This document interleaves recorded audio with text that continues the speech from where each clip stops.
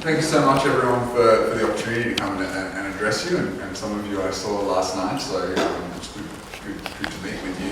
My name is Gough, I'm the Advocacy Director for the Invasive Species Council. We are a nationally based environmental organisation. We're a non-government, not-for-profit organisation, fully funded by donations, and our focus over the last couple of decades, since we were formed in 2002, has been around the environmental threat from invasive species and raising the profile of one of the sort of three great mega trends when it comes to environmental degradation in Australia. So we know about climate change and habitat destruction, but often the focus on invasive species, which I'm sure all of you are well aware of, is not to that same level.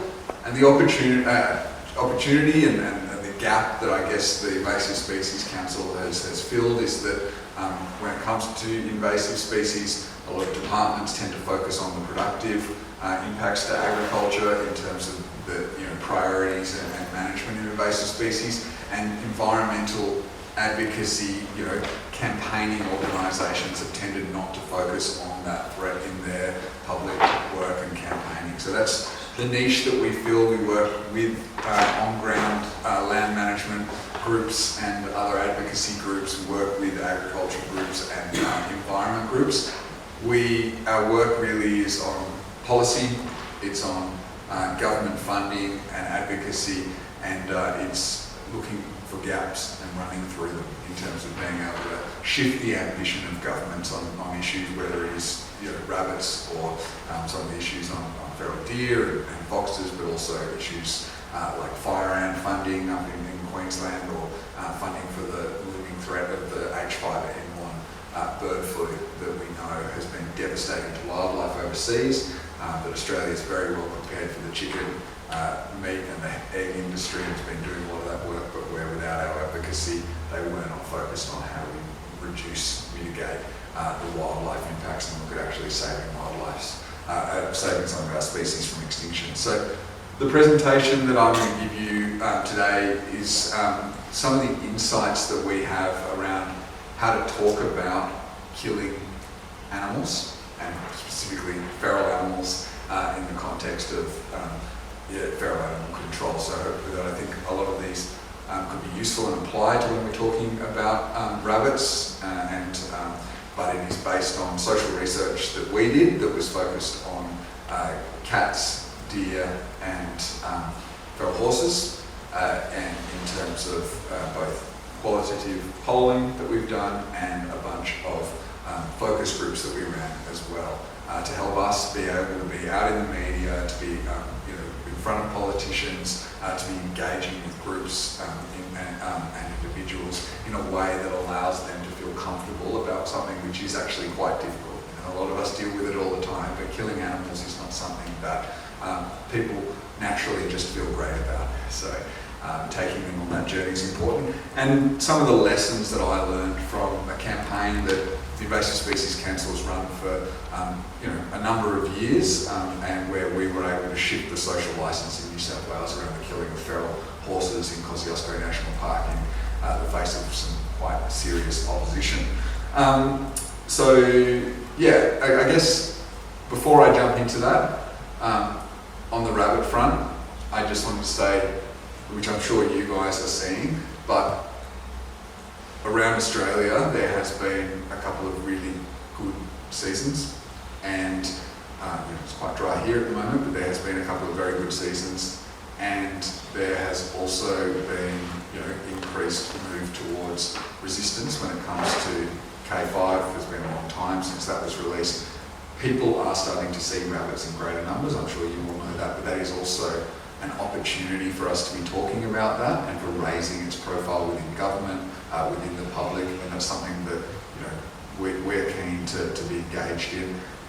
And so, just to say that from the start. So, really, this is part of how we got from slide one, and I don't know whether it's possible to shrink that one at all, but slide one, which is a government that was saying that Kosciuszko's wild horses had to be protected, and celebrating that through media releases, to slide 2, which was the government saying, celebrating the fact that they were allowing aerial shooting, which had been banned for 2 decades after some unfortunate media and misrepresentation in the media from a cull.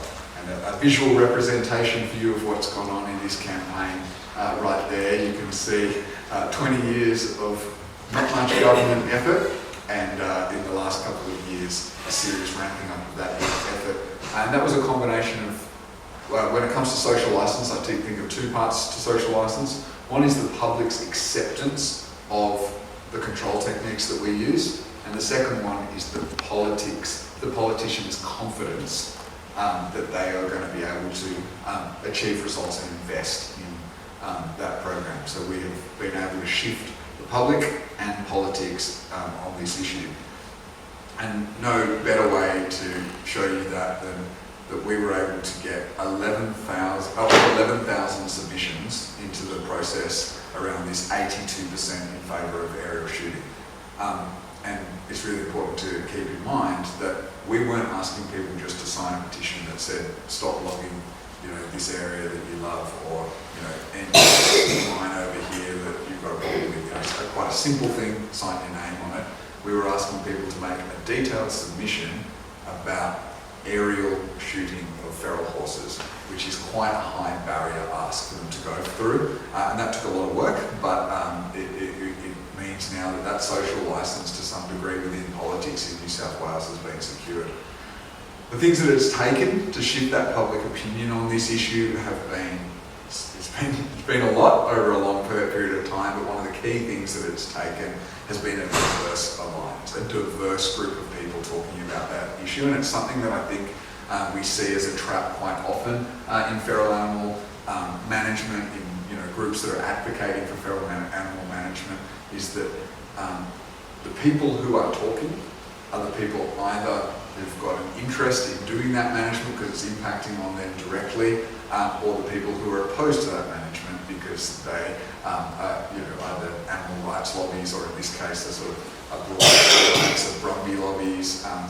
So those, and in the case of rabbits, often it's groups that are opposed to the use of chemicals in the landscape, for example.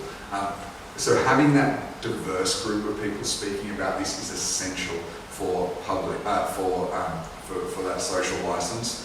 And I think we've heard while we've been here about some of the issues around landscape boards' confidence in the use of pindone, for example, and we held a meeting with nearly 60 of the landscape board's staff that the government encouraged us in terms of holding a communications workshop with them that Nicola ran, and it was one of the elements that came up was that those landscape boards that were worried about the use of pindone essentially had folded at the first hurdle of public opposition, and that's something that we need to counter, and we need to counter that with a diverse group of voices, including in particular environmental voices. So you can see there some of the things that we did. Scientists, we had unions, we had fishing groups, including the Acclimatisation Society, which I always find funny, but they're trout fishers, basically. They don't want feral horses trashing and trampling the place. Really engaged people across the political spectrum. It is very important to talk to the Greens on these issues. They, one of the things that you'll see from what we're talking here is that environmentally minded people need education on feral animal control. And that's not, it's easy to feel sort of that they, to feel like, why don't they understand it? But the reality is a lot of that environmentally supportive voice comes from urban areas. And so bringing them into the picture was a really important, giving them the tools to feel comfortable about aerial shooting actually was a bigger job than getting the Labor or the Liberal Party over the line, but it was essential to public support for these things. So yeah, petitions, Indigenous groups, and also some really courageous staff from the National Parks and Wildlife Service who were engaging directly with us. But right down the bottom there, clear, consistent and effective communication populations. That was something that we really focused on. So here's some of the bad news. A campaign to stop feral animal removal could be coming your way. You're already seeing it in some places with rabbits. The animal rights lobby play dirty. This is, for them, there's a philosophical objection to the killing of animals. That's fine, that's their belief. But they are prepared to manipulate science and evidence, and just countering them with science and evidence is not the best way to resolve that. These are culture wars. They mirror many of the elements of the climate wars in terms of climate change as usual, or the anti-vax debate. So science and evidence ignored, manipulated or made up, and interest groups who pretend to be genuine and serious but whose actual underlying motive is to stop all action altogether. So we see this quite a lot with something where they say, oh, so for aerial shooting, the problem is just the pursuit times should be regulated. We shouldn't have, pursuit times of more than 60 seconds. But actually, we want to make this cost ineffective so that it's not used by governments, because we do not want that aerial shooting to take place. So that's an important part of this. The good news, I think, is that with that feral horse campaign, it shows what is possible. This was a deeply entrenched community opposition from three sort of broadly different groups. One was a group who had previously had cattle leases in the high country, who felt that they had sort of lost control of that country when it became national park. A second group was, what I call the Silver Brumbies group, people who read these Silver Brumby books in their youth and felt sort of a almost fetishization of horses that was not particularly, and so that's a separate group, and then an animal rights lobby who were coming from just a philosophical opposition to the killing of animals. And they were pretty organised. They had the ear of some very significant and senior politicians, and we were able to overcome that. So these were the key things that we found in terms of public and politicians' receptiveness. They are receptive to it if they understand the problem caused by invasive animals. It's not good enough to just focus on, hey, there's 100 rabbits on a roundabout, therefore why aren't we getting on top of rabbits? One of the key things that we've learned, and I'll talk about it in a sec, has been that the public do not understand how herbivores cause damage in the landscape. They understand how carnivores, how foxes and cats cause damage. They need to be brought up to speed on how a herbivore can actually cause damage. So a big part of it for me is we paint a picture, and I'll get to that in a sec. The other thing is really important is having an emotionally intelligent conversation with people and framing the work as difficult but necessary choice to protect wildlife. The reason we do that is because it's true. Killing animals isn't nice. It's not something that any of us should be celebrating or feeling good about. It's something that we do because it's necessary, and because the consequences of not doing it are significant degradation of our landscapes, and impacts on our native species. The way that I frame it is no one likes to see these animals killed, but the sad reality is we have a choice to make, and it is a choice between getting rid of some of these invasive species or seeing rapid and very significant impacts on our native species. That's a choice that the public, and particularly people who aren't invested in feral animal control, can get on board with. Believing alternatives have been explored and tried, and operators are professional in using improved methods, very important. Sometimes I see in the debate around 1080 a real defensiveness around the idea that 1080 has animal welfare consequences. 1080 does have animal welfare consequences. There are, and it is not nice in many circumstances, but we are doing it because we have to make this choice, because it is the best tool that we have available to save our native species and take responsibility for the damage that we have made by introducing these species. But we also need to be looking at what are those alternatives. opportunity at the same time because of that. Like, it's not good enough to just rest on that. Governments, community groups that are advocating around this need to also be looking at pushing for some of those alternatives. Trusted non-government voices, you guys are one of them.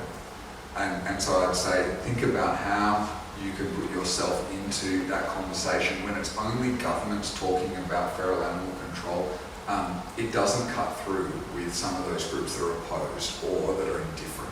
It works fine with people who are doing it on their property, but we need those non-government voices, and in particular environmental voices.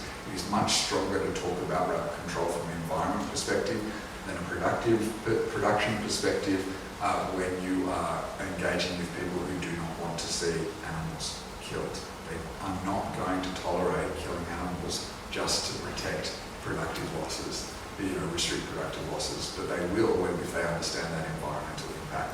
The media being educated and activated is important. One of the things we're seeing in our media landscape is rapid turnover of journalists.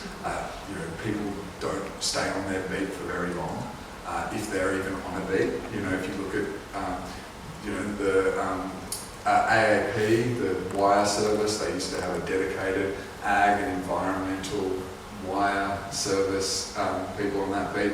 Now they've only got non-specialist journalists who are jurisdictionally based. So that education, so while we've been here, we've been meeting with South Australian journalists specifically just to bring them up to speed on some of these issues. And the calling out the bad faith opposition is important. Yes, we engage with their arguments for the sake of other people, but we don't hear someone who is genuinely concerned about the use of pindone and what it means for rabbit welfare. Engaging with them empathetically is really important.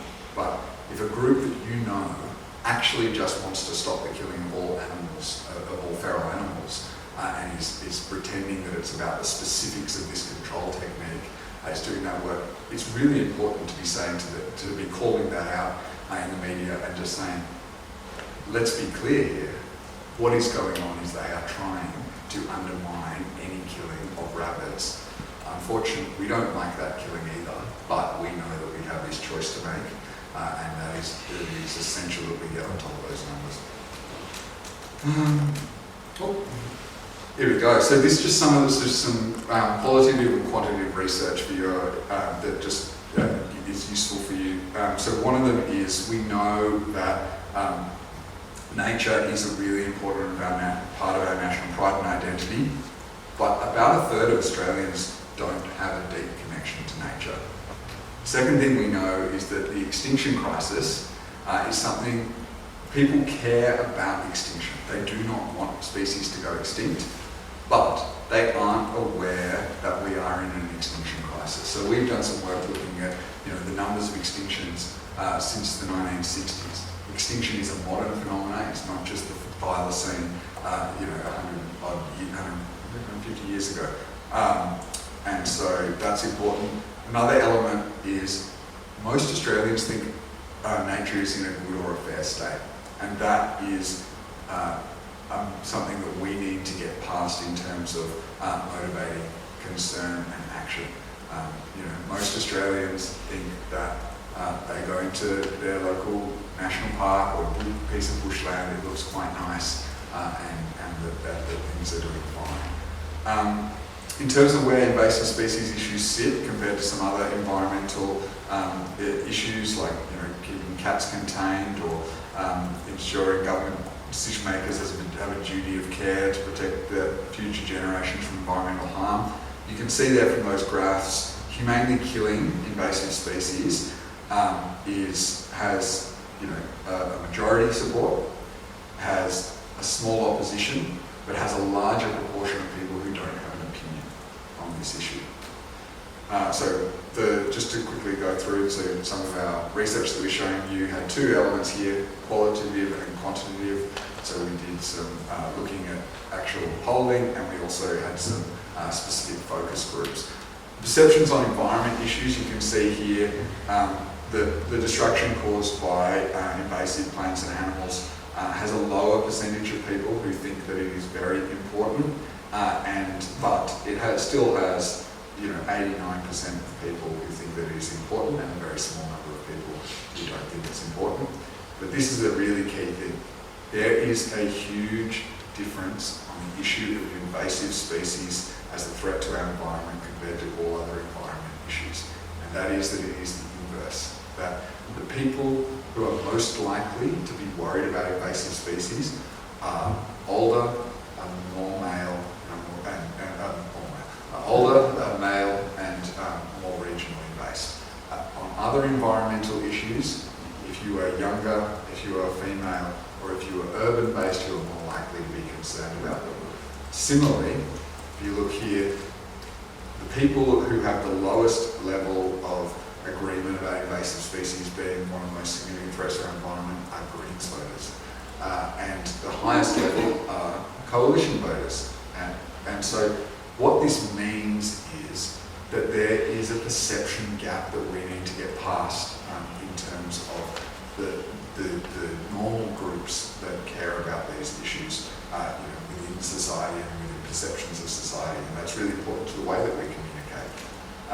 Perception of vertebrate pest control we've got here. We didn't do it on rabbits, but just to show you, people are more supportive of killing cats than they are of killing deer, than they are of killing horses. But for all of them, so for cats, about 52% support versus 20% opposition. For deer, 37% support versus 27% opposition. And for horses, it was sort of 30%, and a third. And then there is a significant portion who don't quite have an opinion.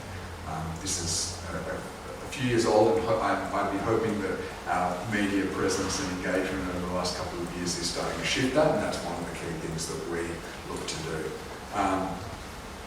Management tools here, just to show you, there is greater support for weed killers than there is for shooting, than there is for baiting. So baiting has the lowest level of support in terms of those management tools, but for all of them, the vast majority of people are persuadable.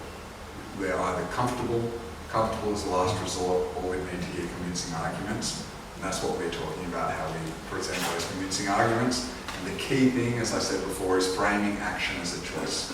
It's a choice between invasives and native species. That's what we're trying to deal with. That gets people, 80% of people support that. Similarly, in our focus groups, when people were presented with that choice, the vast majority, 90% of people within focus groups were happy with invasive species management that was lethal if it was done once they were presented with that choice.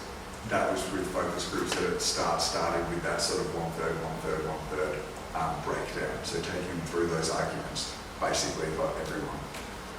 Comms recommendations on this stuff. Visuals are essential. As I said before, people don't understand how herbivores cause damage. Using visuals is very important for this, and part of that use of visuals is also in our language. So when we talk about this, we need to, when I talk about deer, I talk about trashing, trampling, and polluting. When it comes to rabbits, we probably need to talk similarly about, and working out, I don't have it to my head at the moment, but things that we can talk about that really paint the picture of the degradation that they do in the landscape as they breed up. That's really important. So in terms of messaging highlights, just to take you through just quickly, as I've said, skilled teams, trained teams, supportive voices like CSIRO and RSPCA when you've got it, that gets people on board. Acknowledging alternatives, framing it as a choice, engaging early in the choice between natives and invasives, that should be right up front in any communications you're doing. Highlighting extinction, that is powerful. Using visuals, showing empathy and acknowledging lethal management is a sad reality. This is not something we love, and not blaming animals for their actions. This is really important. Often in our communications we talk about the evil cats or the evil rabbits or the evil goats. It is not that when we talk about it, we say this is the nature of these species. Rabbits breed rapidly. The way they consume rapidly, they spread rapidly, and because of that, they cause enormous damage in a landscape which is not used to them and where they don't belong. Humans have introduced these rabbits, we have a responsibility to clean up that mess for the sake of our native species. So this is an important narrative to move through, and considering elevating the voices of women or young people in your communication is important, because that is the group that are going to be least likely to be supportive. What doesn't work? Going into your shell and not communicating, keeping messages high level or operational. Really important that you engage on this. Appeasing bad faith actors, really just diving into all their arguments, doesn't work. There are good faith people with concerns. If you can identify people who are bad faith actors, do not appease them, marginalise them, make sure that they are seen for what they are actually doing. Celebrating numbers or gung-ho triumphalism is not a good way to talk about this to people who are concerned about this. You know, it's about the impact that we have avoided because of the work that has gone on. It is not about the fact that we killed, 8,000 rabbits in this area. Similarly, economics, humour, and biosecurity don't work as frames for people who aren't already supportive. Humour in particular is a turn-off to people who are not supportive of killing animals. It's seen as insensitive. So I'm conscious of the time here, so I'm just going to focus on that last point there, which is really important on the issue of how you engage on this issue, and that's having your frequently asked questions ready to go. It's a very good exercise to think about what questions people are going to ask and how you're going to respond to them, and it will allow much greater level of consistency in messaging and confidence in the messaging. So thinking about those frequently asked questions that people are going to ask you anyway on how these things are done. So I think that is the end of my presentation. So thank you for having me, and I'm super happy to take some questions. And if there's time, we can say. Any questions for Just right. I'd like to challenge you. Yes. Rabbits are still our #1 pest animal in Australia. Yes. Most responsible for the most extinctions. And yet they weren't included in your selection of species to look at the social aspects of. You haven't mentioned biocontrol, self-disseminating organisms,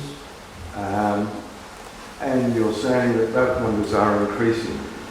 I don't know what the evidence for that is. If you go for a drive, this gentleman here used to work for our group for many, many years and used to count dead rabbits everywhere he went, road killers.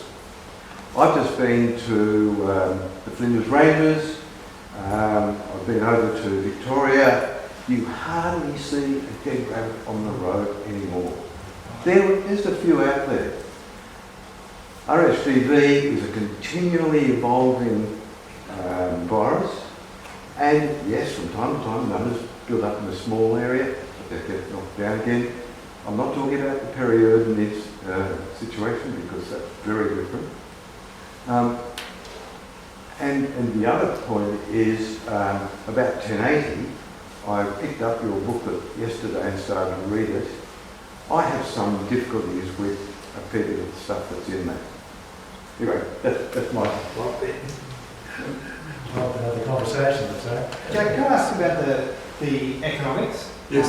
Because we use that a lot with rabbits. Yes. You know, Brian did a study, $70 billion was saved. I talk to people that RSTD cost us 12 million over 8 years, and we've got a good portion of 17 billion back just for agricultural benefits. You're suggesting that's not a good argument, or? Oh, sorry. So just being clear, this is when we're talking to people who are concerned about killing animals. When we're engaging with governments, when we're engaging with groups that are already on board, it is useful, and they're really important arguments when we're talking to treasuries about why we need to do these things. That's important. What it is that people who feel uncomfortable about killing animals, if they're presented with economic arguments about why it should happen, they don't shift.